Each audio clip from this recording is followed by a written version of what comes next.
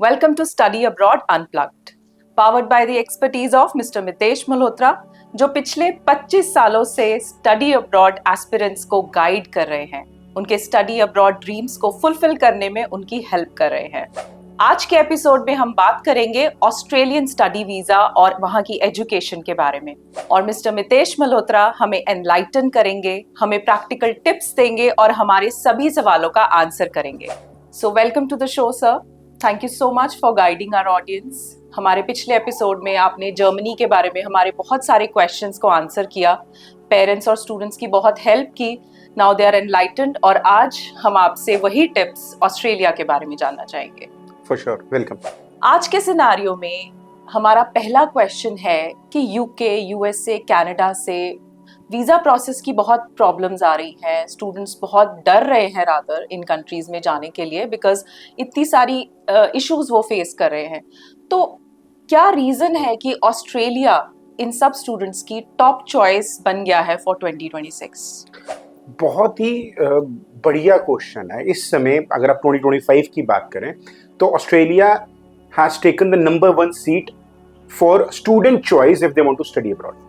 28% बच्चा ऑस्ट्रेलिया जा रहा है, जबकि 21% हो गया यूएस का और 22% कनाडा में है। यूएस भी इसके आसपास ही है। उसका सबसे बड़ा कारण क्या है? यूएस में जहां पर 4-5 लाख बच्चा जाता था इंडिया से, वहां पर अपॉइंटमेंट डेट्स का नाम मिलना। दूसरी बात, वीजा सक्सेस रेट का बहुत लो जाना।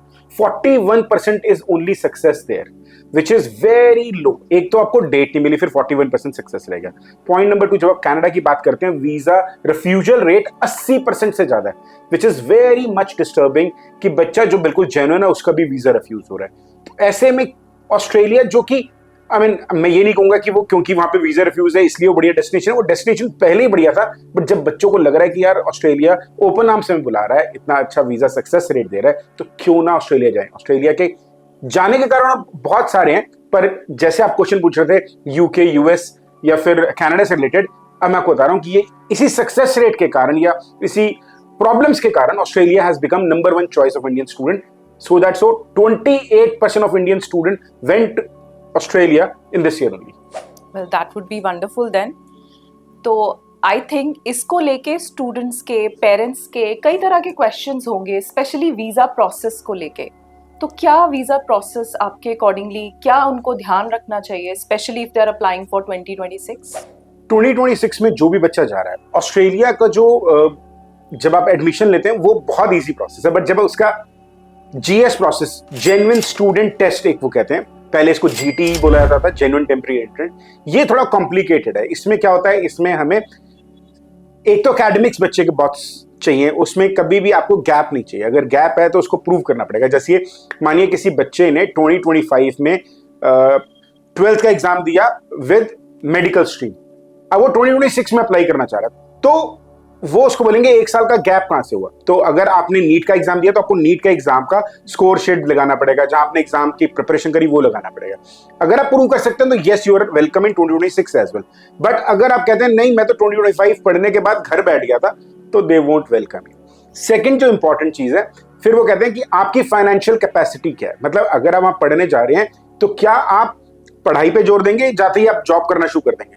तो आपके पेरेंट्स की इनकम टैक्स रिटर्न क्या है, बिजनेस है तो बिजनेस का प्रूफ क्या है। थर्ड थिंग इज आपके पास कितना पैसा रखा हुआ है जो आपको लॉजिंग, बोर्डिंग, जैसे कुछ कंट्रीज हैं, कनाडा है, वो कहता है कि हमारे यहाँ पे जीआईसी अकाउंट खुलवा लो। हमने लास्ट एपिसोड में जर्मनी की बात करी थी, कहता है ब्लॉक अकाउंट खुलवा लो, एक अकाउंट जहां पर वो फूडिंग, लॉजिंग, बोर्डिंग के पैसे डलवा लेते हैं। ऑस्ट्रेलिया से कि नहीं मुझे वो पैसे मत दिखाओ, मुझे आप बैंक में मत डालो, मुझे आप दिखा दो, विच इज वेरी इजी। वो ऑलमोस्ट $30,000 के आसपास कहते हैं कि आप 1 साल का मुझे दिखाओ। अगर आप 1 सेमेस्टर की फीस पे कर रहे हो तो वो 1 सेमेस्टर जो बच गया, मतलब 1 साल में 2 सेमेस्टर होते हैं, तो 1 सेमेस्टर जो बच गया उसका भी पैसा दिखा दो।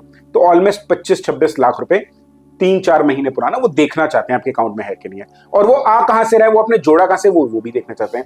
अब बच्चा इसी में घूम जाता है। बच्चा छोड़ो, बहुत सारे एक्सपीरियंस काउंसलर इसमें घूम जाते हैं। तो मैं सलाह दूंगा किसी को भी जब ऑस्ट्रेलिया के लिए अप्लाई करना है तो किसी एक्सपीरियंस्ड एजेंसी की ही मदद ली जाए। तो parents and students please be careful about all these tips. बहुत यूजफुल एडवाइस दी सर ने, सो प्लीज फॉलो दैट। तो सर कौन से ऐसे कोर्सेज हैं जिसमें स्टूडेंट्स अगर अप्लाई करें तो वीज़ा सक्सेस रेट भी ज़्यादा होता है और उससे उनकी जो फ्यूचर जर्नी है वो भी स्मूदन आउट हो जाती है?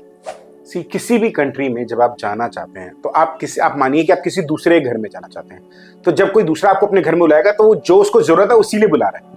अगर आप किसी तमिल फैमिली के घर जा रहे हैं और आपको तमिल बोलनी नहीं आती और आप तमिल उनके रिचुअल्स को नहीं मानते तो आपको वहां पे प्रॉब्लम होगी। तो मैं कहता हूं ऑस्ट्रेलिया में जा रहे हो तो आप वहां पे SOL है, स्किल ऑक्यूपेशन लिस्ट, जो स्किल वहां पर कम है उसका कोई कोर्स कर लो तो वहां पर आप वेलकम हो। जैसे कि आप अगर नर्सिंग कर लेते हो तो आप SOL कोर्स में आ गए, वहां पर जरूरत है नर्सेस की। अगर आप माइनिंग से रिलेटेड कुछ करते हो फिर आप SOL में आ गए, आप AI से रिलेटेड करते हो फिर आप SOL में आ गए, आप सिविल इंजीनियरिंग करते हो तो आप SOL में आ गए। तो ये लिस्ट हर बार चेंज होती है। आप जब भी किसी बढ़िया काउंसलर के पास जाएंगे तो आपको बताएगा कि आप देखिए जो मेडिकल हो गया या फिर ये सिविल हो गया या माइनिंग हो गया, ये तो हमेशा ही इन रहते हैं। इसके अलावा भी बहुत सारे कोर्सेज हैं और ये समय समय बदलते रहते हैं। आज जब भी किसी काउंसलर के पास जाएं उसको पूछें कि SOL में कोर्सेज कौन कौन से 2026 के, उसके अकॉर्डिंगली आप कोर्स चूज कर लीजिए। और मैं ये गारंटी करता हूं अगर आप ये मेरे पिछले 30 सेकेंड या 1 मिनट की जो कॉन्वर्सेशन इसको आपने दिमाग में बिठा लिया तो आप स्टडीज के बाद वर्क परमिट लेंगे और वर्क परमिट के बाद PR लेंगे और आप सिटीजन भी बन जाएंगे वहां के। वंडरफुल।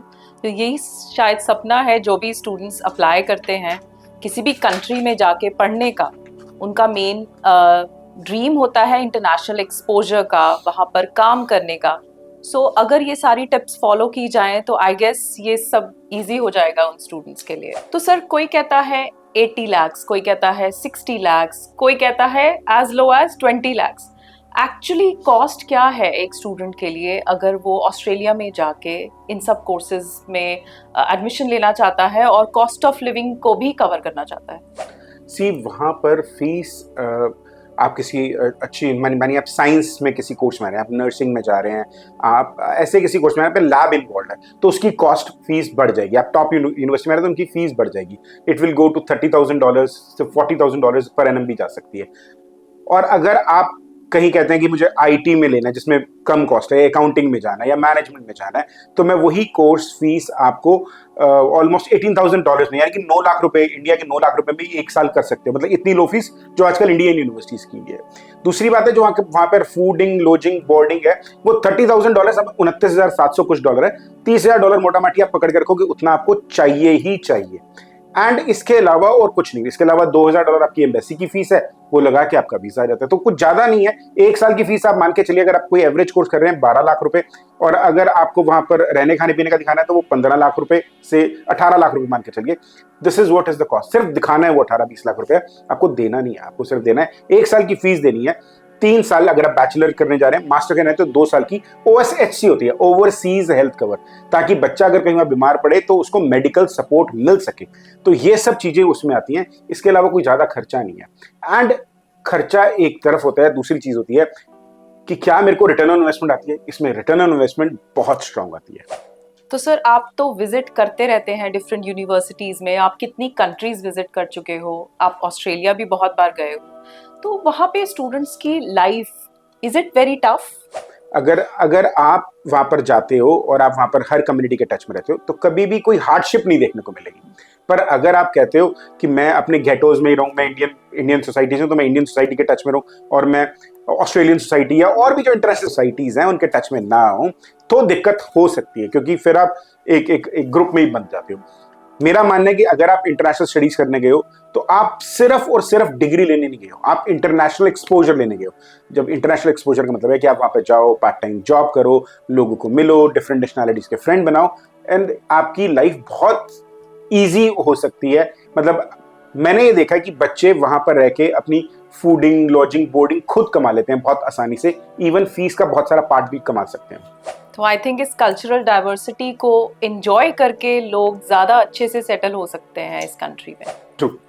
कुछ स्टूडेंट्स एकेडमिकली बहुत स्ट्रॉन्ग होते हैं, उनके मार्क्स यहाँ पर ही +2 में, ग्रेजुएशन में बहुत अच्छे होते हैं। क्या उन बेसिस पे उनको ऑस्ट्रेलिया में स्कॉलरशिप्स भी मिल सकती हैं?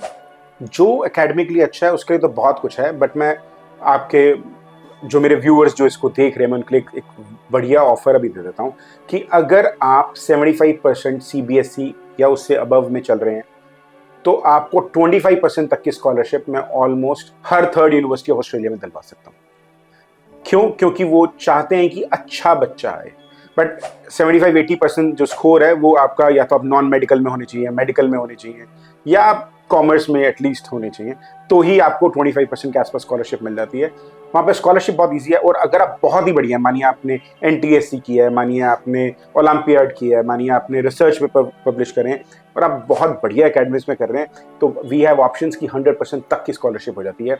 It is just the myth कि सिर्फ USA में ज़्यादा स्कॉलरशिप मिलती है। Australia give best scholarship among all the countries. तो स्कॉलरशिप्स के साथ साथ एक और पेरेंट्स को एप्रीहेंशन रहती है कि क्या हमारा वीजा आ जाएगा। तो वीजा सक्सेस रेट और कैसे स्टूडेंट्स अश्योर कर सकते हैं कि उनका वीजा आ जाएगा, उसके लिए आपकी क्या टिप्स रहेंगी? मैं नेक्स्ट 40 सेकेंड्स में आपको वीजा सक्सेस का शॉर्ट रास्ता बताता हूँ। 4 चीजें आप पकड़ के रख लीजिए। Your score in your IELTS English proficiency exam, this has to be minimum 6 band each and 6.5 with 6 band. Second is your academic score, अगर आप 12th के बाद जाना चाहते हैं तो minimum 80% marks in your CBSE, and then अगर आप ग्रेजुएशन के बाद जाना चाहते हैं तो 60% and above. Third is financial, जहां पर बहुत ज्यादा लोग फंस जाते हैं। आपको at least 28 to 32 lakh rupees 6 month old अपने अकाउंट में दिखाने पड़ते हैं with all the business proofs. Next is your SOP। ये 4 चीजें अगर आपके पास हैं तो आपका वीजा आने के चांसेस 99.99% है। Wow, so much clarity. तो अगर ये सारी टिप्स फॉलो किए जाएं तो आई थिंक वीजा मिल ही जाएगा। एक और क्वेश्चन सर, स्टूडेंट्स कई बार बहुत स्पेसिफिक हो जाते हैं सिटीज को लेके कि हमने यहीं पढ़ना है, मेलबर्न में ही पढ़ना है या सिडनी में पढ़ना है। So what do you think, cities में, छोटे सिटीज में पढ़ना बेटर है या फिर एक मेट्रोपॉलिटन सिटी में? Every city have their own advantages and demerits also. अगर आप छोटे सिटी में जाते हो उसके सबसे ज्यादा एडवांटेज क्या होते हैं कि वहां पर आपका परमानेंट रेजिडेंसी राउट बहुत क्लियर हो जाता है। सी क्या होता है कि जहां पर मानिए ऑस्ट्रेलिया में सिडनी सबसे बड़ा शहर है, सबसे ज्यादा लोग हैं, तो वहां पे PR के चांसेस सबसे कम होंगे क्योंकि वहां पर ऑलरेडी भरा हुआ है। अगर आप किसी रीजनल एरिया में चले जाएंगे न्यू साउथ वेल्स के, तो वहां पर आपके चांसेस बढ़ जाएंगे। तो बड़े शहर में ना रखे, अगर आप छोटे शहर में पढ़ते हैं, एक आपका रहने का, खाने पीने का खर्चा कम हो जाता है, दूसरा आपके PR के चांसेस बढ़ते हैं, तीसरा आपको स्कॉलरशिप्स भी ज्यादा मिलती हैं। तो मेरी रिकमेंडेशन में मैं हर बच्चे को कहता हूं कि आप किसी रीजनल एरिया में जाके ही पढ़ें। बट अगर आपको मेन सिटी में यानी Sydney, Melbourne, Adelaide, Brisbane, Canberra में पढ़ना है तो प्लीज पढ़ें। बट अगर आप long term point of view से देख रहे हैं, ROI पॉइंट ऑफ व्यू से देख रहे हैं, तो मेरी रिकमेंडेशन है, बाकी जैसा आप कहेंगे वैसे ही हो सकता है। So people think beyond Sydney and Melbourne. एक सबसे इम्पोर्टेंट चीज स्टूडेंट्स को हमेशा ये रहता है कि वो अपने कॉस्ट ऑफ लिविंग को किस तरह से सपोर्ट कर सकते हैं। सो पार्ट टाइम वर्क की ऑप्शंस के बारे में वो जानना चाहेंगे। आप ऑस्ट्रेलिया में एवरी फोर्टनाइट 48 आवर्स काम कर सकते हैं, यानी 15 दिनों में 48 घंटे तक काम कर सकते हैं। 48 घंटे काम करने का मतलब है कि आप हर घंटे का जो मिनिमम वेज रेट है वो $25 कमा सकते हैं। मेरे पास बहुत सारे लाइव एग्जांपल हैं जहां पर बच्चे $35 to $50 भी पर आवर कमाते हैं। तो आप वहां पर इतना अच्छा कमा सकते हैं कि आप अपनी रहने खाने पीने का, यानी lodging, boarding, food, everything you can cover out of your part time job. Plus जब मानिए 2 सेमेस्टर के बाद अक्टूबर से, मतलब नवंबर से लेकर फरवरी तक आप फ्री हैं, फुल टाइम काम कर सकते हैं, उसमें आप अपनी फीस तक निकाल सकते हैं पूरे सेमेस्टर की। एंड मैं इट इज नॉट ओनली, मैं कह रहा हूं कि ऐसा हो सकता है। मैंने 27,000 से ज्यादा बच्चों को भेजा है, कुछ 5-7 हजार बच्चे मैंने ऑस्ट्रेलिया में भेजे हैं, उसमें से 99% बच्चा यही करता है। तो हालांकि ये क्वेश्चन मैंने पहले भी आपको किया कि क्या सिर्फ UK, US, कनाडा में वीज़ाज़ की प्रॉब्लम आ रही है या वहाँ के रूल्स, पॉलिसीज चेंज हो रही हैं, क्या यही कारण है कि लोग ऑस्ट्रेलिया की तरफ अट्रैक्ट हो रहे हैं या और भी बहुत सारे रीजंस हैं? See, Australia is home to top 15 universities out of 200 वहां पर ऑस्ट्रेलिया में है। सेकंड, आपको पार्ट टाइम वर्क अपॉर्चुनिटी बहुत स्ट्रांग मिलती है। थर्ड, वहां का वेदर इंडिया को बहुत ज्यादा मैच करता है। फोर्थ सबसे इंपॉर्टेंट बात है, FTA साइंड है इंडिया के साथ, तो आपको पोस्ट स्टडी वर्क राइट के बाद भी वहां पर रहना चाहते हैं वो भी रह सकते हैं। ऑस्ट्रेलिया इंडिया से 3 गुना ज्यादा बड़ा है और सिर्फ दिल्ली जितनी पॉपुलेशन, यानी कि 2.25 करोड़ की पॉपुलेशन है। तो आपके लिए अपॉर्चुनिटीज अनलिमिटेड है, अनलिमिटेड अपॉर्चुनिटीज हैं। इसलिए बच्चा ऑस्ट्रेलिया जाना चाहता है। ये ट्रेंड ग्रो इसलिए कर गया, वो आप बिल्कुल ठीक कह रहे हैं, यूके ने, USA ने, कनाडा ने थोड़ा सा डिमोटिवेट किया बच्चे को, तो बच्चा यहाँ पर अब एकदम डबल क्वांटिटी में हो गया। बट इसके अलावा भी बहुत सारी चीजें, मैं पहले भी आपको बोला कि बच्चा जा रहा था लेकिन अब ज्यादा जाना शुरू हो गया। कुछ बच्चों के प्री कंसीव नोशन थे, नहीं हमें तो USA ही जाना है, हमने कनाडा ही जाना है, बट वो अब ऑस्ट्रेलिया जा रहे हैं। और मैं आपको बता सकता हूँ कि ट्रेंड बढ़ता ही चला जाएगा। Australia is next USA in coming days. And sir what about safety? Parents बहुत कंसर्न रहते हैं जब भी अपने बच्चे को बाहर भेजते हैं किसी भी कंट्री में, और आजकल हम न्यूज़ में बहुत सारी चीज़ें देख रहे हैं जो कितनी कंट्रीज में हुई हैं, ऐसे odd incidents. So what about Australia? Is it safe? Australia is the safest nation. अगर आप पूछें तो एवरी 5th ऑस्ट्रेलियन या तो खुद या उसके पेरेंट्स आउटसाइड ऑस्ट्रेलिया से आए थे.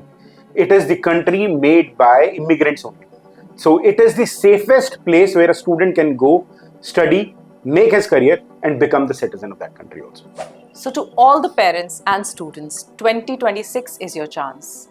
World class opportunities हैं ऑस्ट्रेलिया में, वर्ल्ड क्लास एजुकेशन है, कितने सारे पाथवेज हैं जो आपको मिल जाएंगे, और सर ने जितनी भी प्रैक्टिकल टिप्स बताई हैं अगर आप उनको फॉलो करते हो, अपनी डॉक्यूमेंटेशन पूरा रखते हो, क्लियर रखते हो, अपना ड्रीम क्लियर रखते हो, so I think this is your chance. And 2026 में अगर आप अप्लाई करना चाहते हो, इमीडिएटली अगर आप अप्लाई करना चाहते हो, तो मेरे ख्याल से मिस्टर मितेश मल्होत्रा जैसा कोई भी नहीं जो आपको गाइड कर पाएगा. So thank you so much, sir. Thank you for answering all our questions, and it's always a pleasure having you in the show. And आगे भी हम दूसरी countries के बारे में और pathways के बारे में और बहुत सारे questions हैं हमारे mind में जिनको हम clear करना चाहेंगे, and we really hope to see you in the next episodes, and जहाँ पे obviously आप हमारे को enlighten करोगे और हमारी सारी confusion, हमारे parents की, हमारे students की सारी जो confusion है वो आप दूर करोगे. Thank you, Preet ma'am, and I would like to address the viewers once again. अगर आप ऑस्ट्रेलिया जाना चाहते हो तो आप किसी एक्सपीरियंस कंसल्टेंट से ही कनेक्ट करें, क्योंकि Australia is unlike any other country. Documentation देख के ही आपका कंफ्यूजन बढ़ जाएगा. Thank you very much.